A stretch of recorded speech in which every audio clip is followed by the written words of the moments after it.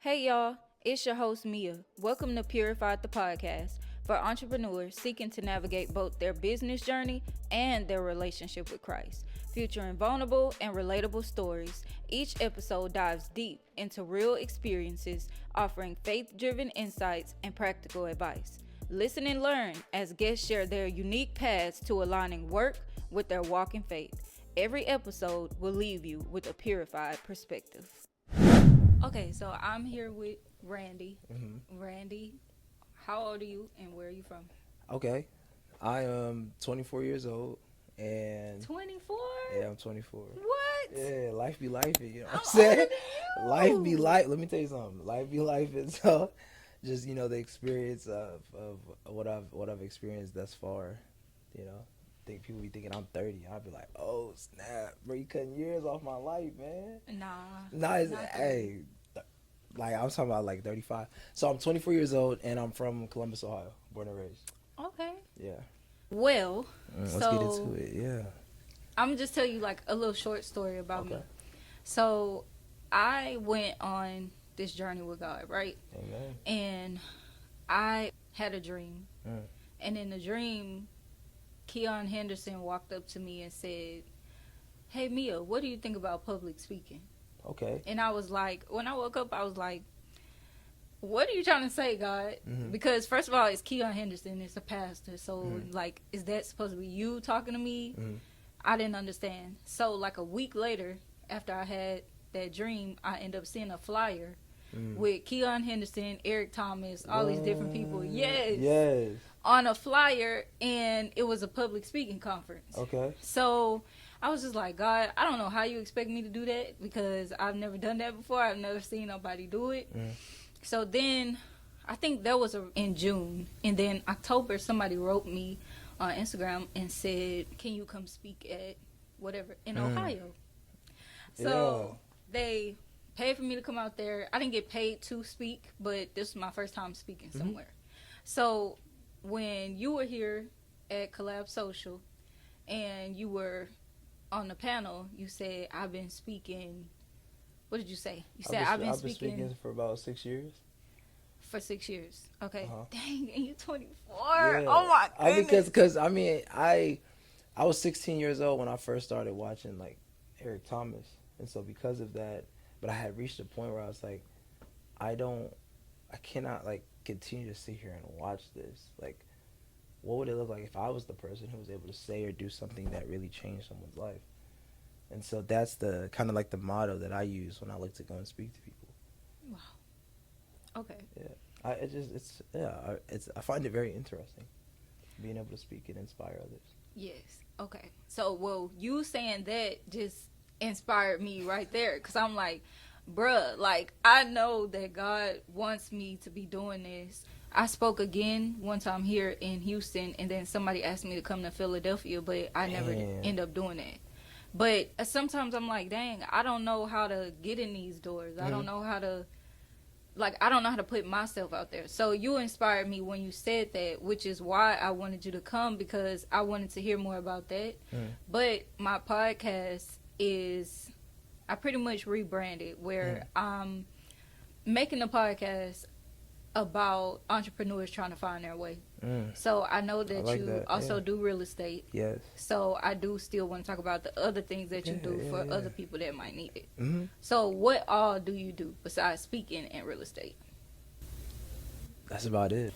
Okay. So with my story, that kind of led me into my next question. Yeah. I was trying to go through your profile so I could see if I can come up with some questions off of what I saw on there. What? And Yeah. I did see on one of your reels that the cover was like a page of a Bible. So do you have a relationship with God? Yes, most definitely. Have you ever had an encounter with God? Like an experience with God? I wouldn't, no. I wouldn't say that. I think it's because my family, I was already into like Catholicism. Okay. So I think in that regard, I relatively kind of like felt or by force, I guess, understood like, yeah, there's a God, like and then as I got older, I kind of questioned like not the theory of God, but kind of like why does God allow like bad things to happen and stuff Right. like that. Other than that, though, I feel as if that my experiences have showed up in ways where it was like I wasn't forced to be isolated, but that's what it felt like. And so the only thing I really had was like the word. So I don't think because when I hear people say like they had an experience, it's like they really had like it felt in that moment like an interdimension type of thing or experience with God. And I'm Yeah. like, I don't think I've necessarily had that. Maybe because I was pre-exposed to going to church all the time. So that was just something we just did. I just always went to church. Understood. Understood. Because I did not grow up in the church. And when I had an experience with God, it was like, I mean, my family was Baptist, but so we went to church here and there, but it was like I didn't really know who God was until I had an experience with God, which was about a year and some change ago. But that's how this even all started, podcast. Amen. Look, rock out. This is Okay. good. This is good. Oh, to answer your question, yeah, in regards to like, yes, I truly do believe I have a relationship with God, and I felt like in the last year, 18 months, I literally was like, bro, clearly what I've been doing is not working. So let's switch it up. So because looking to then actually get closer to God, then allowed me to, I would say, have a greater source of wisdom in a sense. So I was just more so praying for the wisdom, guidance, and like protection, and more so just guarding my steps as I continue to move forward.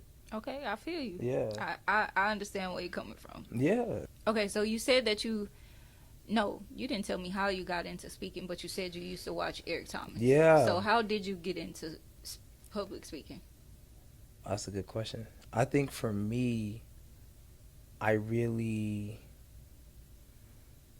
really felt I really felt like something like, let me just start speaking. So what I did was I used to look to speak to actually one of my friends when I was younger in like study hall. So I was like, what, maybe 17 going to 18, and I had a study hall class, and the way they did the time blocking of the class, we'd be maybe like sitting in one period for like 90 minutes. And so I would look to learn something, come to study hall, and she'd be there, and I would just look to speak. Like I would literally was just talking to her. Like, and sometimes people would chime in, but I'd just be like, I'm learning this, I'm reading this, and I would just go over what I'm learning and reading. And then over time, I really just was like, no, I really like speaking. And so I started reading like Robert Greene Mastery. I started reading like learning from other speakers. And in doing that, it allowed me to just get more comfortable with speaking. So I used to practice in the mirror. And then also when I was 18 or graduating class of 2018, I was one of the speakers to be nominated to just like stand on the podium and like just speak to the crowd. And that was Okay, Randy. and yeah. Look. And I think it was just that kind of like that confirmation of like from freshman year to kind of like senior year of high school, I was that student that was like, bro, your GPA just might be low enough, you might not be able to play the next like 4 or 5 games because I had low grades. And I think it really flipped the switch in me, like you need to lock in.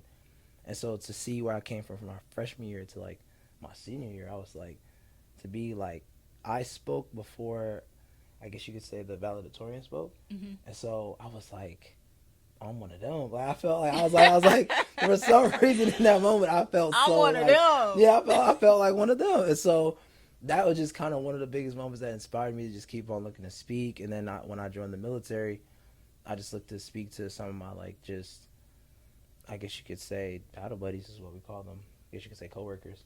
And I used to just speak to them, speak life over them. And then just as time kept going more and more and more, I just felt like I kept getting outside kind of validation of me wanting to speak. Like, so I think I leveraged that and I took advantage of that. Understood. Dope. Okay. So I was going to ask, is that something that you always wanted to do? But I understand that it started kind of early. Like you knew, like it was always there. I feel like it was always there. I feel like I've always wanted to do it. I just feel as if I needed to be more intentional with how I went about it. And I think that I'm now at a place where I need to get edification from not only people who like listen to me, but also like, oh, I've sold X amount of real estate, so I use that as a metric to say whatever it is I talk about. There's some sort of proof behind it because I've done this. I have done this. So now, because the question that I always had to answer was like, why should someone listen to you? Why should somebody listen to you? And that question, it used to bug me. Like, what do you mean? I've done this, I've done that. And it's like, yeah, I can see this demographic of people listening to you and learning from you. But what about these people? And I was like, I need to level up. I need to go and become more. In that sense, So so that people, it doesn't matter who the person is, they say, why should I listen to you? And I say, well, I've done this. And then, of course, if the person I'm speaking to has done more than me, that's like, you're right. So maybe you don't need to listen to me, but maybe the rest of these people need to listen to me. Right. So, did that answer your question? Well, it wasn't a question. I went on a whole tangent. It's okay, though. It's okay. Okay, so the times that you speak, like, I know in your bio it says international speaker. Mm-hmm. Do you get paid for all of the places that you speak at? No, I don't. I think one of the first times I got paid was probably when I was 18. Mm-hmm. And any other time I have spoken has been because I was building a relationship with the person I was speaking with. And so, and I think also I haven't really full-fledged gone out there and been like offering more so my services as a speaker. And then when I did, that was over a year ago, and I didn't have enough social proof yet. Okay. So what I'm working on in this next multiple season, is just getting more social proof. That's like why people should listen to me. So even now, so are you getting paid for any speaking engagements now? Okay. I'm not really doing a lot of speaking engagements per se. I'm doing a lot of training and education into others, but I'm not really doing. I'm in that like, oh yeah, it's coming. I'm about to start getting paid for this. And what I mean by that is because I used the last year to keep on getting more proof. And now what's happened is that those first 6 years of me training and getting better and getting clarity on how to speak, how to deliver a message, and now I'm like, oh yeah, I'm about to start getting paid. Okay. But that's just me being honest and being transparent about like. Thank you. And so also something that's happening too is like, say you're getting invited to go to organizations and speak for free. Mm-hmm. But like, what you do is in those environments you use it to your benefit, because now you're speaking you're speaking with like millionaires. Right. Like, so use that to your advantage. Yeah, most definitely. So, because I didn't get paid for the first two. I mean, but when you have social proof or like video footage of it, just it all is helps. Important though. Yeah. Because now it's like, and I'm not even mad at it, because now it's like, okay, I've done X amount of speeches, I've done X amount of panels, I've done X amount of trainings and workshops for free. Oh, so when I'm getting paid for this, it's like, bro, I got all this that I've done up until this point. Right. So don't think that this transaction is like, oh man, you getting paid for this? It's like, nah, bro, I'm getting paid for what I did up until this point. Right. So that's just my honest testimony. No, thank you for being honest. Yeah. Thank you for being honest. There's no time to cap out here, people be. I like to be honest. I like to be truthful. No, that's exactly what we need, because I'm going to be real. So, be real. Yeah. Okay, but I didn't get paid for the speaking, the times that I spoke either. And even when I got asked to come to Philadelphia, I just told them, you can pay for me to get out there. For one, because I don't even know what am I supposed to be charging people. Like, this was kind of like, I mean, I always enjoyed conversation, but I never really saw myself speaking. Like, that was kind of a thing that God put on me. Kind of gave me that desire, and it started to increase over time. Right. But there wasn't something like I just said, oh, I want to be a speaker. So somebody asking me to come somewhere, I just want to get on the plane and deliver the message. I'm not really worried about the check. But as time goes on, I do have a son. I'm like, if I'm gonna be going here and there, I need to figure out. I need to figure out, how are these people getting paid for this? Because I can tell you, based off what I've learned, is that it's a matter of having a package. So you need to have, like, I'll say you need to have. Let me not tell you what you need to do. Let me tell you what I've done and what I'm seeing that's almost transpiring. So me just getting, like, say, paid, not paid, but somebody paying for like $249 for the ticket for me to be in the room and have like a 15-minute panel slot. I'm like, okay, that's an opportunity because of the people that are also in that room. And so what if so I'm just, it's different ways of thinking about it. But what I'll say is this, from based off information, because I've paid thousands of dollars to receive this information about how to even not say structure the business, but how to structure your packaging. And so what it's called is just like signature programs. And so what you do is you have like a few tiers within it. So like, say your first package is maybe $4,999. Second package is $7,999. Third package is $9,999. But you have these different tiers of what it comes with. So say the second tier, because it's $7,999 or so, you're doing like a 2-day workshop. So they're paying you're gonna come in there and you're gonna do a 2-day workshop on whatever it is that you're teaching about, or even being asked to speak about. Because I think that's why I was like, oh, that's so amazing. People are reaching out to you to come and speak. That's a great thing. It's just now a matter of how you monetize it, and your packaging is based off of what makes the most sense. So is it per diem?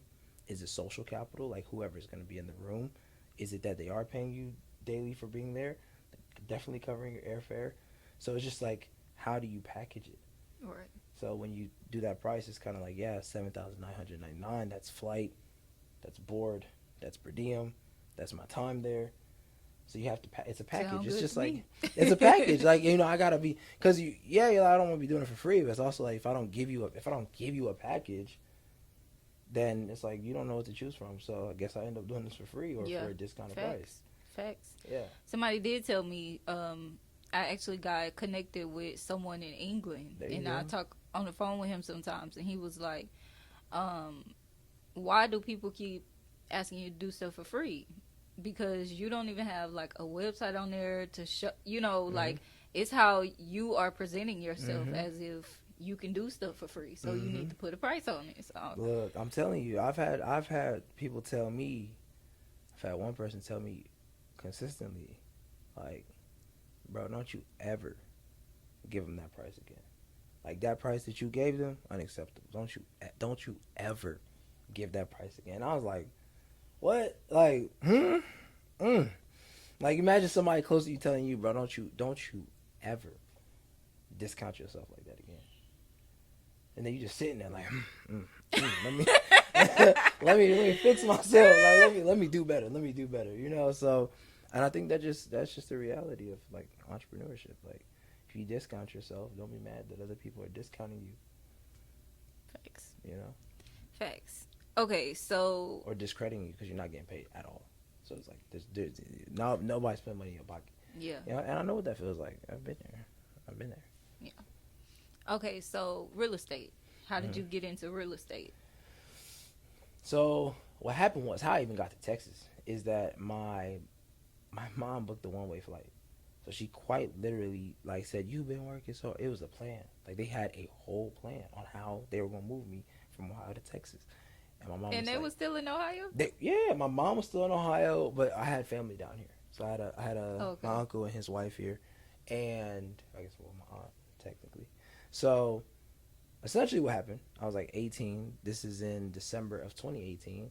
And my mom was like, I came back from military training in October. So to preface it, October of 2018 is when I came back from military training. I thought I was working hard for like a 2-month span. I was like, what am I doing? Like, I'm doing something wrong. Anyways, my mom looks to say, you're working so hard. You just need to take a vacation or something. I get on that flight. I think it might have been a connecting flight. I get to Houston, and then like 3 weeks pass, and I'm like, so how am I getting back to Ohio? And she's like, what do you mean? I was like, what do you mean? What do I mean? How am I getting back? And everybody was just in the alliance that's like, well, Ohio's a great place to build a family. Texas is a great place to build yourself. And I just kind of looked to make an executive decision. I was like, bro, I need to stay here and I need to grow. And to answer your question about how I got into real estate, My uncle, my uncle knew I wanted to make money. I knew I wanted to make money. And he was like, you can either trade, you do real estate. You want to make some money? You either trade, learn how to trade, or you get into real estate. And I just decided to get my real estate license. I learned to trade for like a week or two, and I was like, I'm not gonna. It's all right. I don't want this. And then I just looked to get into real estate. So at 19, June of 2019 is when I got my license. June 2019. Mm-hmm. Okay, and you said you graduated in 2018. Mm-hmm. Okay, so wait, Yeah. 2019. Yeah. Mm-hmm. Okay, so it's been a while. So you've Been been a little- speaking been for a a hot- while, yeah. and you've been in real estate for a while. Well, That's good though, because you started early. I did. I'm grateful. I'm grateful because my life could have turned out completely different. I could have been a statistic. You know what I'm saying? So Facts. I'm grateful that I'm not, and I continue to look to give back in ways that I can. Facts. Yeah. Okay, so you've been doing both of these things for a little while. Yeah, for a little hot minute. Do you, have you ever felt like you were struggling with staying consistent, or like you wanted to give up with either one of them? Well, I guess it would depend on what you mean by give up, because I may look at it as that I was getting distracted. And instead of giving up, I just left the business entirely. So in October of 2020, I got out of real estate and chose to do IT. So I do have a couple IT certifications. I don't use them at this moment. I do in the way that I look to think, but I did IT for a little bit. Then I was like, so that means I stopped doing real estate. So October of 2020 to about February of 2023, I was not doing real estate. I was just out the business. I had my license active, but I just wasn't doing real estate because I was distracted. And I went overseas for the military. I did IT, so I lived in Alabama, I lived in Georgia, and then I came back into the business. I'm giving you this as context because this is the truth. And the only thing I said that I didn't drop was probably speaking, because I've probably made a lot of hours of content, like a lot, because I just kept on posting. So I guess I never lost consistency in that regard, but I lost consistency in regards to getting out the business. And so every time you get out the business, it's a roller coaster. It's a roller coaster because you're like, I'm making some progress. This is getting kind of hard. I go back down. Mm-hmm. I'm doing it. See some progress. I'm getting better. You go back down, because I was starting, stopping. And so in the last year, I've seen a lot of progress only because I've been consistent, and I've sought out mentorship, and I've continued to push forward. So you said that you stopped completely because you were distracted. Was it because you were distracted with IT, or what were you distracted with at that time? By the money. Money. Yeah, so it wasn't consistent enough. Yeah, it wasn't. Real estate was definitely what I was doing. I was inside sales agent, so I was making thousands of phone calls, and I was like, bro, I'm sick of this. And so I looked to get out the business, which is not good, because how can you start a business or start an opportunity and then you start, stop. Yeah. And so when I say distracted, it's because, yeah, IT was an opportunity and I chose to pursue it at a cost. Because now I'm doing IT, yeah, I'm making money on salary, but what would have life looked like if I just was consistent and thought about real estate differently? I'll never know. However, I'm living today, and I'm like, okay, I don't want to experience that again, so I need to do something different. Right. So, yeah, I would say the distraction was because IT came as an opportunity. And so I decided to do a different opportunity instead of stay with what I was currently doing. Right. And so I paid the price. I mean, I'm in this place right now where I'm like, you're exactly where you're supposed to be. Like, I think that's amazing. The fact that you stopped and started again, like maybe you needed to stop. Maybe that was exactly where you needed to be so you could know now to be consistent. So I don't even think that you stopping was a bad thing. I think that's exactly where you needed to be at that time. Maybe. I mean, I can tell you right now, I was definitely motivated by the money, though. And that's a very, very weird type of place to be in. Right. Because you're only doing it for the money.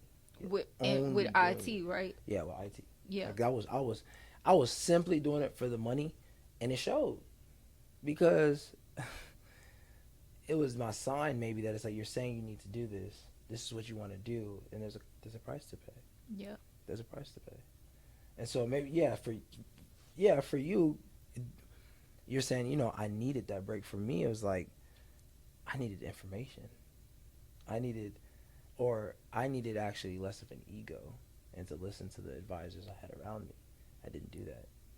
I didn't listen to it. I didn't listen. And so because I didn't listen, I paid the price. So do you think that... I don't regret it though, but... Right. So do you think that once you decided to come back to real estate, that's when you realized that, or you realized it and then you came back to real estate, that you were motivated by money, or that you didn't listen? No, I think I knew I didn't listen. I think it was less about real estate, but I think it was because I was looking at my choices and my decisions, and I was like, what am I doing? Because it's like, so for example, in June I went to, we call it Quantum Leap with Gary Keller Williams. He's that man, wealthy. You don't own parts of Keller Williams, or Keller Williams is not wealthy. The reason I'm saying this is to edify the words he was telling us. He said, good is the enemy of great, and great is the enemy of mastery. And so when he said that, I was like, man, so what if that looks like every time I get good, I stop, I come back down. Now I'm a novice. I'm getting good, I'm making progress, I come back down. I'm a novice, because I'm starting and stopping. You see what I'm saying? And so I think it was like, I'm not, and I want to make sure I'm answering the question correctly, but I think for me, it was like, maybe I did need to leave real estate to realize the opportunity I had all along. Yeah. Okay. Yeah. Because that's kind of what, it's like, that's what I was hearing when you were kind of telling the story. Because I was making money consistently. And the whole time, even in those seasons, I kept traveling. Like, I just kept, like, every weekend I was traveling. And it was like, was I escaping from kind of, like, the reality of what I was living? Yeah. Because, like, yeah, you need the, like, and it's, you don't want to say you need the money, because now it seems as if you're praising a different God. You know what I'm saying? So it's like, you just need whatever it is to sustain yourself, right? And I think that I was living that, and I had a lot of isolation, and I don't think I was fulfilled. Now, I have a lot more experience. I have a lot of context, and I don't regret the experience, because the experience allows me to be a greater speaker. So I don't discredit it. I just know that that's probably why I have so much, like, focus and intentionality between what it is that I do now. And it's so, like, straightforward, because I'm like, I know what it feels like to do this, do that, do this, do that. I don't want to live that life anymore. Okay. That kind of answered my next question, which was going to be, how did you, like, after giving up, how did you, like, now that you're doing it, what's stopping you from giving up now? But you just answered that question. Yeah, I don't. Because now you know what it feels like to be inconsistent.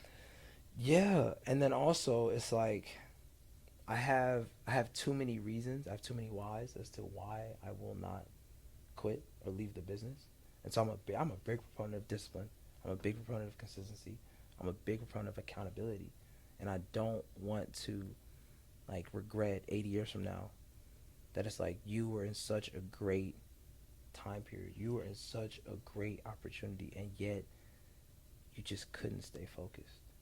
You just couldn't stick with it. Yeah. Because on your deathbed, you're like, oh, I got nothing but time to reflect. I'm not doing nothing. So, you know, I was like, so I don't want to know what that future looks like. Yeah. I definitely have heard people say before, like, if you remember your why, that'll stop you from giving up. Have you ever, a question for you. Okay. Have you ever gone 5 levels deep on your why? Like, why you do what it is you do? So, like, say, for example, scenario, role play. You're like, you know, my why for why I work the way I do is to provide for my son. And then I go, well, why is that important to you? So I don't think that I have intentionally said, let me dig deep into my why. But it did. I was just telling Khalil about this earlier.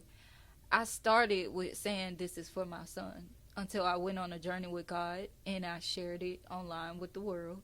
And then I was getting all these DMs and all these people were saying that I was helping them and inspiring them. And then I was like, dang, this is bigger than me. This is bigger than my son. I'm supposed to be helping other people in this world. So I think that the more I go on, the more I realize that my why is bigger than why I started. Mm-hmm. But I haven't intentionally said, let me dig 5 times deeper into why. My why is my why. Yeah, you might just start crying at the end. I remember I was 19 years old, but I was wiping the bad boy. I said, "Whoa," because it's like you can't lie to yourself, or hopefully you're not lying to yourself, and you're like, "Let me dig." And once you start digging, you're like, this really does move me. Something that we talk about with like mission statements, just in business in general. My mission statement is to inspire young adults and kids who feel empty through my actions and verbal prowess. Mm-hmm.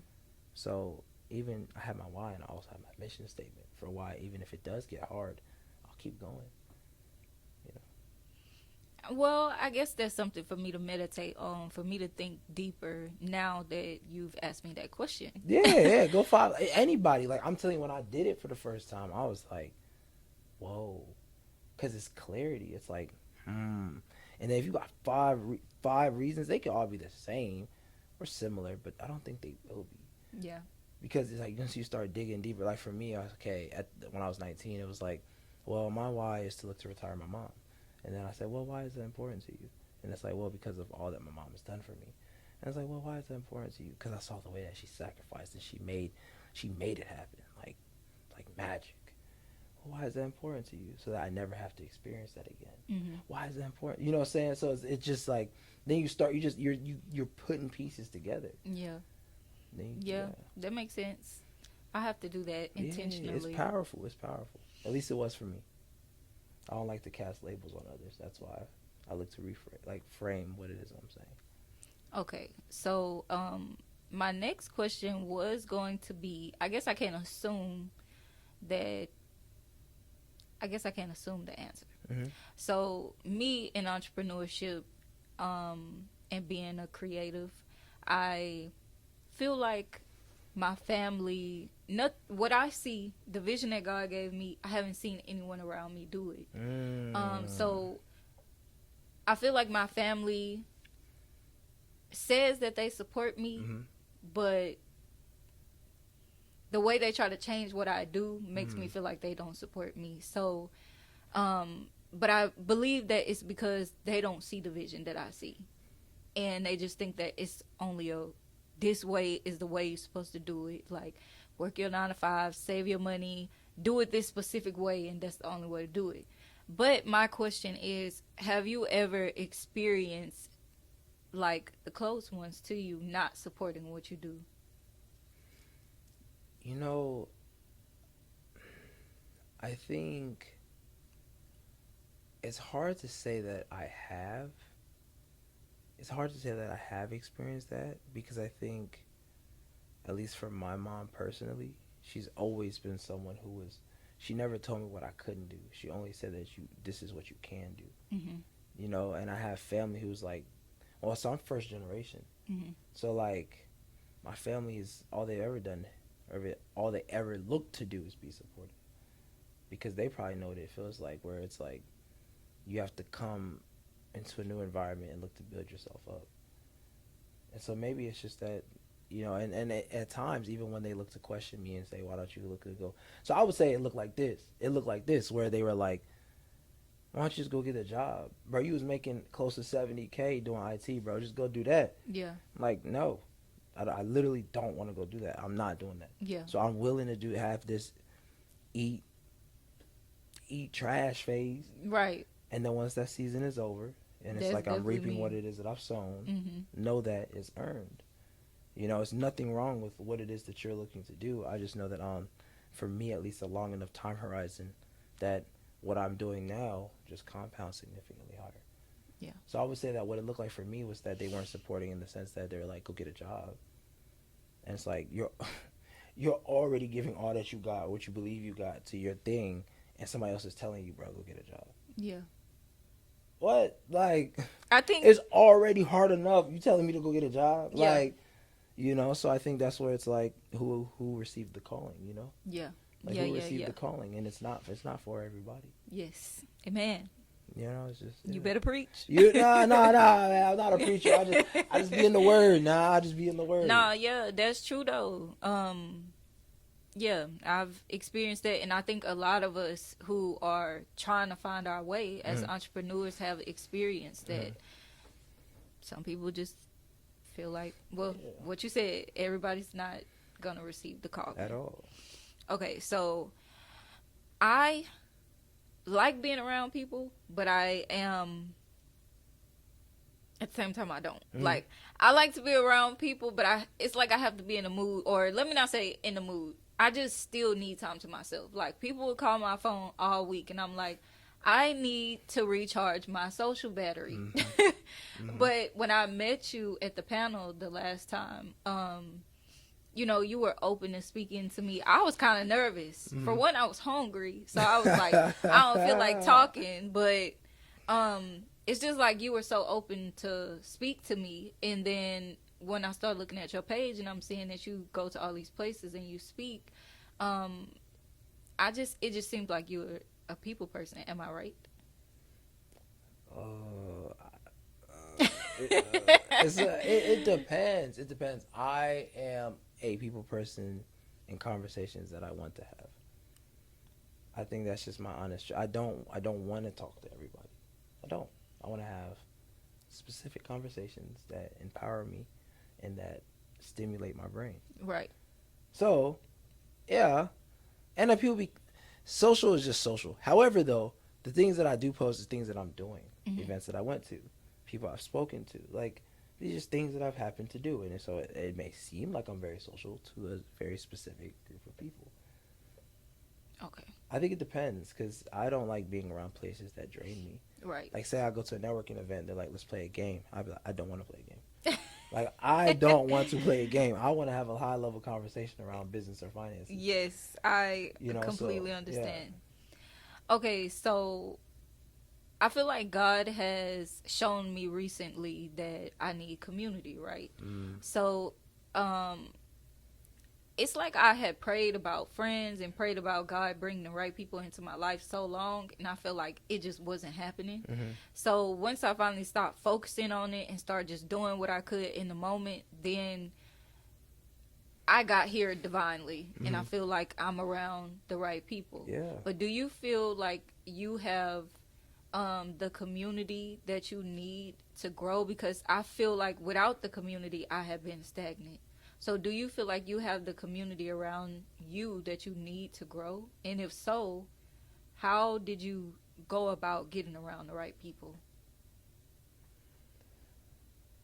I think I needed the seasons of loneliness. And I think if you're saying right now, today, presently, I do believe I have the right people around me, right? I truly do believe that I have the right community around me. And how I went about doing that, I just keep shooting my shot. And I keep on being an asset to others. And so because I'm an asset to others, in some shape or form, I'm just looking to be helpful. They have now introduced me to other people. And so I was only, I say a vessel, but I was only someone who was looking to help another person, be helpful. And because I was helpful, they introduced me to someone else. And I was like, wow. But it's like, it's only because I've shown that I'm trustworthy, or it's only shown that I've someone of upstanding character. It's just things that people have told me that it's like, well, why would somebody else not want to be surrounded with you or be around you? Yeah. So I think that's how I've gotten the community. Okay, so you said you shoot your shot. What's an example of you shooting your shot? Like, what situation have you been in where you decided to shoot your shot and then that led to relationships? One that you don't mind sharing. Okay. I think, so for example, what I'm even currently doing today. I can tell you what I've done in the past. I can tell you what I'm doing today. What I'm doing today is I reach out to, say, commercial brokers. I want to learn more about commercial. What's one of the best ways to learn more about commercial? I reach out to people who have already done it. Right? So in me, I'm shooting my shot, and I'm commenting under like properties that they have listed, saying, hey, what would you tell your younger self if you're looking to get into commercial, and say you don't have it all figured out? Some respond. Even if I have to send it out to 10, one person responds. Say they tell me, bro, I'll have a conversation with you. I'll give you 15 minutes. Oh, you've been in commercial real estate 15 plus years, brother. 15 minutes. You bold. 15 minutes is great. I don't think I'm bold. I just think that I'm looking to learn, and I put my ego aside. That's all. Well, I think you are, in my eyes, you are bold, because it's just rejection. I think and it's I rejection. have, it's rejection because some people respond, some won't, some will say no, yeah. some will not acknowledge what you just asked them. It's fine. I think I'm honestly just now getting to the point where I'm like, you know what? When God sends opportunities, it's not always that he's going to send them to you. Sometimes you have to go to them. So I've had to deal a lot with rejection in my life, and I feel as if that has helped me tremendously in business and life and relationships. Like, the worst somebody can say is no. And even if they cuss me out, I'm not going to die. Yeah. I'm just now getting to that point. It's do or die. Because if I don't do the work, who's just going to be like, bro, I see Exactly. you relatively working. Let me bless you. Exactly. Maybe Exactly. not, you know? It took me some time to get there. I'm not yet commenting under posts, but I might have to. Or just DM. I probably wouldn't. I even commented on the post, depending on how well you know the person. But I've done that too, and it's like people let you know real quick. Don't be doing that in my comments. So it might look like DMing somebody. Who cares? I'm not gonna die. Yeah. It's just a muscle you strengthen, I believe. Like, it's just a skill that you develop. Like, I'm not worried about rejection. Yeah, I guess I have to be honest and say that it's kind of a fear. And God does not give us the spirit of fear. So the fact that you said that, it just made me realize, like, you being scary. But you know what? Even in a biblical sense, if that's what we want to bring up, I think about, it really dawned on me when I had to read Moses, and then kind of like later on I reflected on it. No, not Moses, but Exodus. Mm-hmm. And when Moses was kind of like, or Jesus was telling Moses that, or God was telling Moses that's like, and I don't want to be out here spewing blasphemy, so if I'm wrong, forgive me. But essentially it's like, I've given you all that you need. Like, mm-hmm. I've given you, I've already given you everything that it's already within you. Yes. It's already within you. So it's like, why must I worry? Why must I worry? Truth. And Matthew 6, now I know this one. Matthew 6, verse 33 to 34. I sense it, you know, it's been something I've been pondering on for the last 24 hours. And it's just like seek first the kingdom. And then in doing so, it's like everything else will be provided for you. Yes. Amen. So, no need to worry. Okay. So that just concluded the question about community, you getting around community and all of that. I guess I have a few more questions. Talk to me. Let's talk. Straight talk. Open book. So I feel like God has been putting me through these kind of long tests, or not long tests, but basically I'll see myself being stagnant, and I'm kind of searching out the problem, trying to figure out why is this happening or why is that happening. And I realize that it always points back to myself. Like, it's something that I'm not doing. For example, I just recently realized that I was struggling with consistency, because whenever something would happen, whenever I would be discouraged or something like that, it would just make me stop. And I would still want to do it, but okay, for example, I posted this video. I posted the video thinking that I'm talking to my followers, because my followers know how I talk. They understand how I talk. And I talk a certain way, like the little country black girl from Houston, Texas. But when I posted it, it ended up going to all these people that didn't follow me. So the comments were so bad, I stopped posting for like 2 weeks. It's like, it took me time to just kind of like get out the bed and pick up the camera. So I realized that I was struggling with consistency. So basically, like, having to break bad habits. Do you feel like there are some bad habits that you're trying to break right now or having to break right now?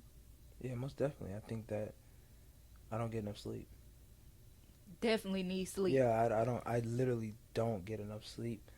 I'd say most nights. I'd say 4 out of 7 days a week. I don't get enough sleep, and sometimes in the moment, I'm like, bro, it's whatever. I'm working or I'm watching something. I'm getting my relax. You know, I'm getting. This is how I'm relaxing right now, and then you see it like 12 or 18 hours later, where you're like, I'm dozing off. Like I'm exhausted, and there's a price to pay for that as well. Yes. And so I'd say the bad habit I'm breaking more so is getting more sleep. And actually, I had a therapist tell me, he was like, "Do you rest?" Just off of what you're saying, he assumed. I was like, "What do you mean by that? Like, what are you talking about?" I'm like, "No, I guess not. No." And he's like, "You need to." I was like, "Okay." You know, I was like, "All right." You know, but and it's just something that I need to work on. I definitely agree that sleep is needed. That's something that I've been dealing with lately too. Well, I've accepted it already because I see how I act when I'm sleepy. Like once it really kick in that I did not get enough sleep, I don't want to talk to nobody. Like I'm in a bad mood. It's almost like being hungry. Like when you get mad, when you're hungry, that's how I feel when I don't have enough sleep. I mean, I agree. so it's a habit that I'm currently working through because I'm starting to see how it does increase my productivity, and so because of that, I need to do better with that. Okay, so let me talk about no excuses.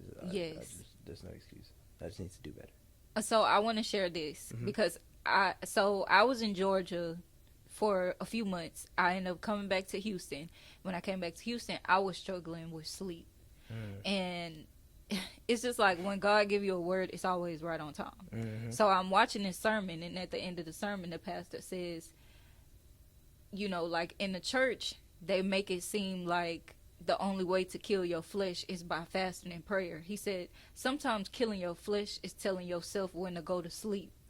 When it's time for you to go to sleep, or to wake up when it's time for you to wake up. So sometimes you have to tell yourself, you know what, let me put this phone down. Let me turn off this TV so I can get some sleep for the next day. And I knew that was for me. And it's like ever since then, I've been trying to go to sleep on time, trying to wake up on time. So I just feel like I needed to share that. No, I think that's powerful. I think that it goes back to, like, I've had even my trainer tell me, he's like, yeah, you may be disciplined in regards to eating right. You may be disciplined in regards to staying consistent in the gym, but you're not consistent with your sleep. Yeah. And so I have a book that I'm working on, and it's like it's hard to drop the book because it's around discipline. And it's like, you yet have not disciplined your sleeping habits. How you going to drop a book on discipline? Yeah. It's tough. So you need to do better. It's definitely when you feel like you're doing good, it's always something else that you can be working on. I think that's good. I think that's needed. People, it need to be uncomfortable. Yeah, because really, if you think that you're doing everything right, that's a problem. Because there's no way. We're never... How do you grow? Yeah, how do you grow if you think that you're perfect? Yeah. Okay, so I believe this is my last question. Talk to me. What's the question? I can't believe you're 24. I thought you was at least my age. Well, I'm 26. Oh, there's not like... I thought you was like 26, 27. Nah. When is your birthday? April 1st, 2000. What? My birthday is May 1st. Look at that. 2000? Yeah, 2000. Yeah, Dang. I'm a 2000 baby. You know what though? It goes back to life experiences. Like, you know, I'm this person simply because of what I've experienced up until this point. You know, there were certain levels of growth I also needed to have, and the season that I'm going into, it does require me to be a professional and be someone who's upstanding. And so I'm just 24 and I'll work. Okay. So this was my last question. Yeah. If you could say one thing to an entrepreneur that's out here trying to find their way, what would you say?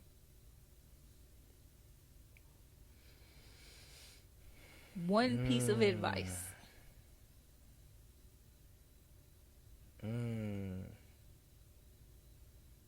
Okay. Question: Mm-hmm. Are they already in business, or are they looking to start their business? They're already in business, but they're just struggling. They don't know how to. Or they don't know how to get clients. They don't know how to advertise. They don't know how to close deals, or what? They don't know how to sell. They're struggling with it because they don't have anyone to look up to. Man, ooh, okay. They're trying to figure it out on their own.